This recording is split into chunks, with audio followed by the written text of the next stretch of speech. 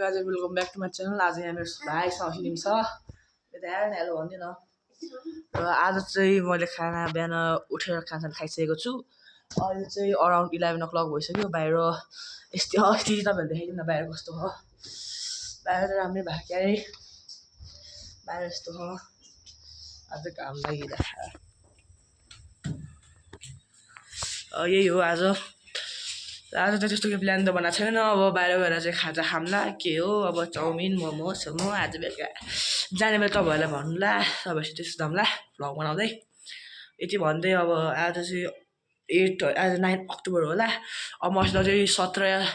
15 दिन बाँकी छ स्कुल जानको लागि माथि त्यतिसम्म चाहिँ केही न केही चाहिँ गरेर जानु पर्ला त्यति भन्दै ओके ल सो हे गाइस अब आज अब हामी आगो बाल्दैछौँ आगो अलिक जाडो भएको छ नि त यता हेर्दा सक्ने हेर्दा ओ मेरो भाइ लाइट साइटहरू यसो ससेस पनि छ यता रेडी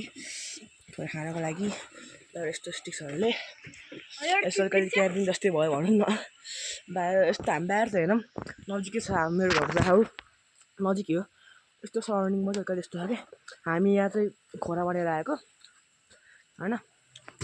हामी चाहिँ खोला बनेर आएको अलिकति आएको कम भएछ जस्तो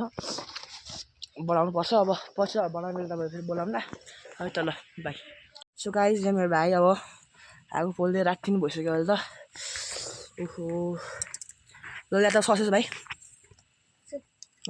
बिस्तारै बिस्तारै लड्छ ससेस छ के हो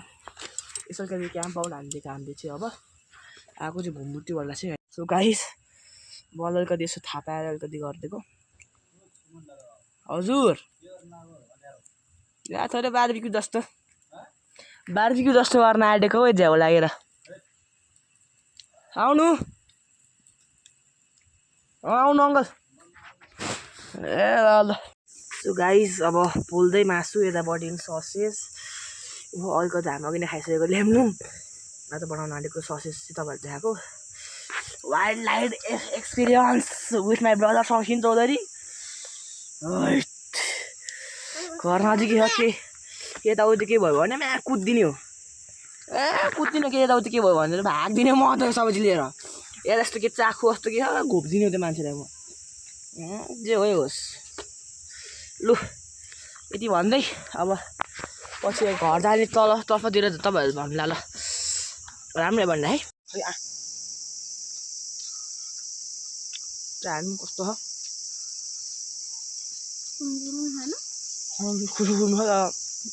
पाङ चाहिँ पाएको ल लगाएर जब हाम्रो चाहिँ यो लास्टवाला होइन पछि हामी जान्छौँ भन्छ नि बाहिर अब घर चाहिँ लाग्नुपर्छ हामी यो लास्ट अनि लास्ट दुईवटा मात्रै हो त्यसले बुङमुक्ति भएर कस्तो डर लाग्दो एरिया छ यार थट अघि त कस्तो आउँदा चाहिँ सकिँदैन ऊ गरेको जङ्गलबाट ऊ गरेको आउँछ त्यस्तो डर लागेको थियो सुन्दै त तर केही होला भनेर घरै देखा के भयो त यसले यो खालि चाकु झ्याप्पै घोसिदिने मान्छेले अनि भागिदिने घरतिर सिसिटिभी पनि छ उतापट्टि उताहरू पनि तपाईँको लागि जुम गरिदिन्छ तपाईँको जुम हालिदिनु न ऊ त्यो सिसिटिभीमा हालिदिएर के भयो भने थाहा पाइहाल्छ नि ल त ल लु आगो ताप्दै चाख ल हाम्रो लास्ट हो यो लु त्यो खाइदिनु आगो नि गइसक्यो अब माम बल हुन्छ तातो लाइटर बोक नयाँ बोक्छु आगो छ लगाउने आगो दादा ठ्याक्दै झापे ओहो आगो चाहिँ निमिसक्यो गाइस आगो त निमिसक्यो एकदम बाटो छिटो